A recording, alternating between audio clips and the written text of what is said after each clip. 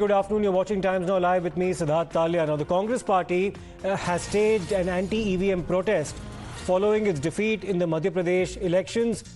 Congress MLA Phul Singh Baraiya has blackened his face. This is something that he promised to do in the event that his party lost the elections, and there you can see him applying ink over his face. And the party has now staged a dharna outside the Raj Bhavan in the state of Madhya Pradesh. Digvijay Singh has led the Congress campaign against EVMs, saying that there are serious questions attached to whether or not EVMs are actually foolproof. He's questioned the credibility of EVMs as well.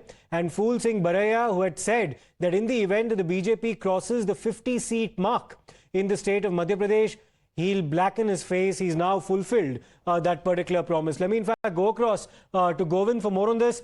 Govind, tell us about the protest taking place in Madhya Pradesh against EVMs. The Congress has, of course, accepted the result in the state of Telangana, where it has won 64 seats, and its chief minister there has taken oath. But in the case of Madhya Pradesh, however, it doubts the credibility of EVMs.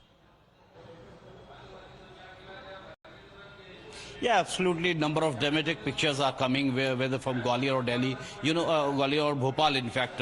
You know that Phul Singh Baraiya, who is first time elected as MLA from district Datia seat, in fact. So this is what we can understand, that he just made a public announcement that if BJP gets more than 50 seats, he will blacken his face in front of Governor House. But he was stopped near Governor House. But this whole process of blackening the face turned into the protest against the EVM, because Digvijay Singh joined this protest and they started making questions over EVMs. And Phul Singh Baraiya did not blacken his face. In fact, he just applied black tilak, in fact, on forehead, and he said that he has completed his promise, as he's promised publicly, that if BJP gets more than 50 seats, he will blacken his face. But definitely there was a lot of melodrama near Governor House just before. Digvijay Singh was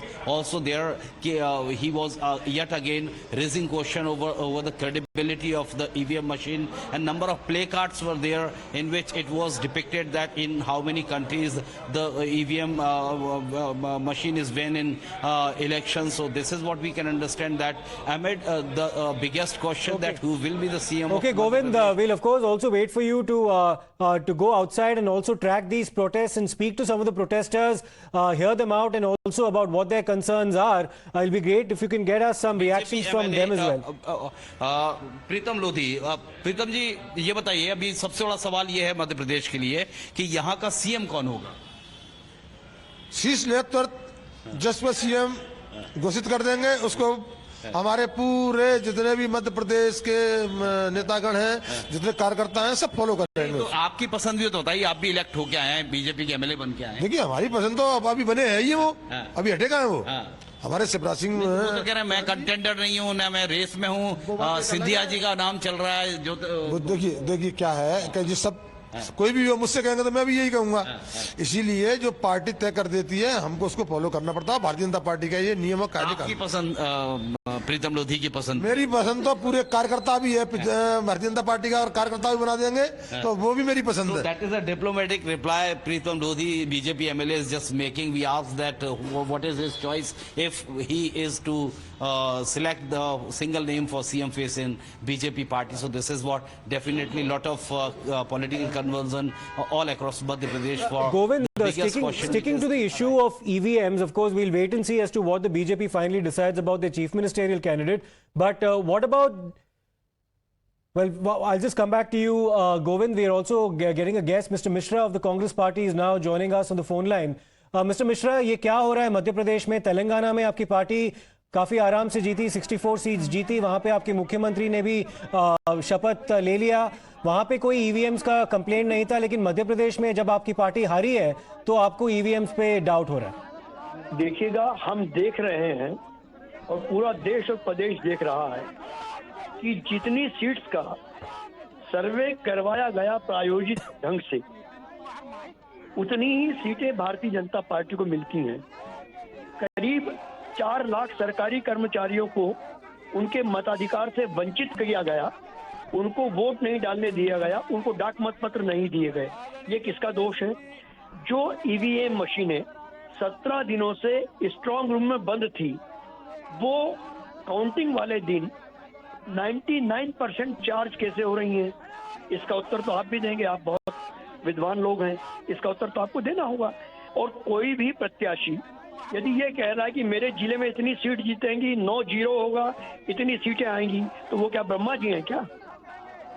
और हम तो फिर भी कह रहे हैं ना, कोई करता है जो विधायक 50,000 वोट से भी हारे, वो तो बोलेगा ही कि वो अपने कॉन्स्टिट्यूएंसी से जीतेंगे, उनको उम्मीद है कि वो जीतेंगे।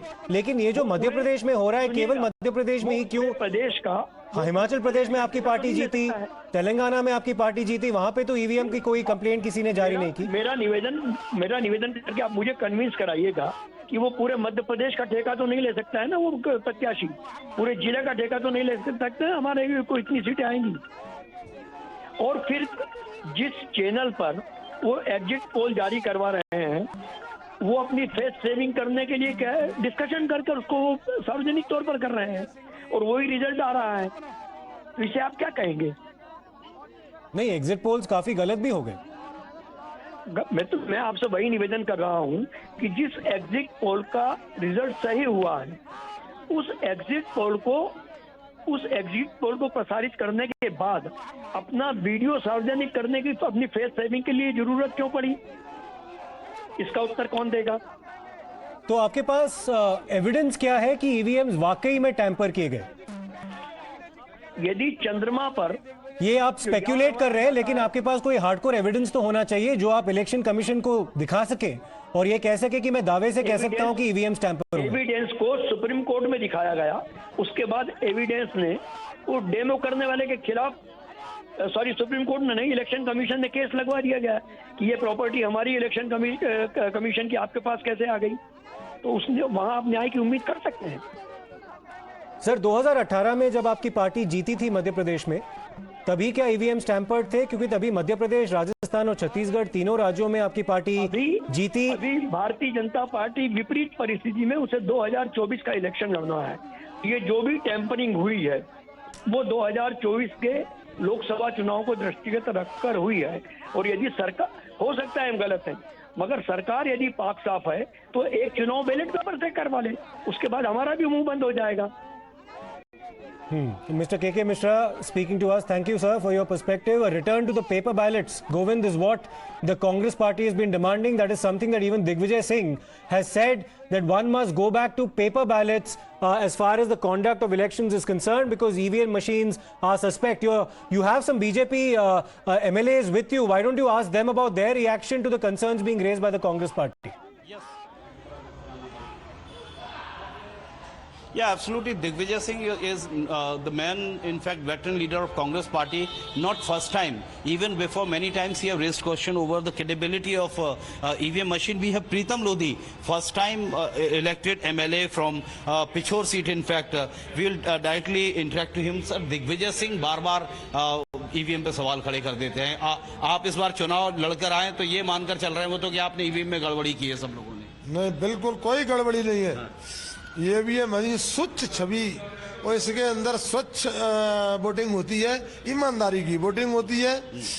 बस ये तो हार के कारण ये क्रिश्चियानी बिल्ली खमा नोचे वो वाला काम करते हैं दिग्विजय सिंह जी। तो लेगा नहीं, वो आपकी 5 साल में बिल्कुल एकदम दी एंड खत्म काम कांग्रेस का। कांग्रेस मुक्त भारत या प्रदेश बनाने का प्लान तो नहीं है? भारत तो हो ही रहा है, प्रदेश मुक्त भी हो गया। Those are reactions coming from the BJP. We also have the BJP's Mr. Narendra Saluja joining us for more on this. Mr. Saluja, what do you make of these protests being undertaken by the Congress party, which is saying that EVMs are suspect and that all future elections should take place using the paper ballot? देखिए, समझ में नहीं आता। दिग्विजय सिंह के लड़के EVM से चुनाव जीतते हैं जब उनको तकलीफ नहीं होती। कमलनाथ जी ईवीएम से जीतते हैं जब तकलीफ नहीं होती। जब ये लोग तेलंगाना, कर्नाटक में जीतते हैं, यही 3 राज्य पहले जीत चुके हैं जहाँ चुनाव हुए, जब इन्हें तकलीफ नहीं होती। ये हारते हैं तो इन्हें ईवीएम से तकलीफ क्यों होती है? यदि इन्हें ईवीएम से तकलीफ है तो फिर ये चुनाव जीतते हैं जब खुशियां क्यों मनाते हैं? दिग्विजय सिंह अपने बेटे की खुशी मनाते हैं ईवीएम जीत की, कमलनाथ जी जश्न मनाते हैं छिंदवाड़ा में जीत का जब इनको ईवीएम से तकलीफ नहीं होती, तेलंगाना जीत का जश्न मनाते हैं जब इन्हें तकलीफ नहीं होती।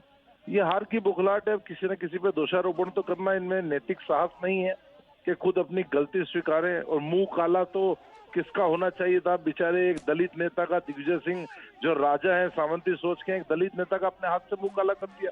और जब उन्होंने इनके मुंह पे काला लगाना चाहिए तो मना कर दिया। ये वही दिग्विजय सिंह जिनने कहा था कपड़े उसके फटना चाहिए, जिसके बी फॉर्म पे हस्ताक्षर है, तो कायदे से तो मुंह काला में भी वही गाइडलाइन चलना चाहिए। लेकिन एक दलित नेता का मुंह काला कर रहे हैं, उसको रोकने के बजाय और साथ में जा रहे हैं। ये बड़ा ही अपमानजनक आज हुआ, जो भी हुआ राजभवन के सामने। हम इसकी निंदा करते हैं और ये पूरे दलित समाज का अपमान है। इसको लेके कांग्रेस को माफी मांगना चाहिए। Okay, Mr. Saluja, शुक्रिया हमसे बात करने के लिए. Referring to, of course, Mr. Phul Singh Baraya deciding to blacken his face. He was stopped eventually by Digvijay Singh. We'll take a short break right now. We'll continue to cover these protests by the Congress party and much more on the other side. Stay tuned.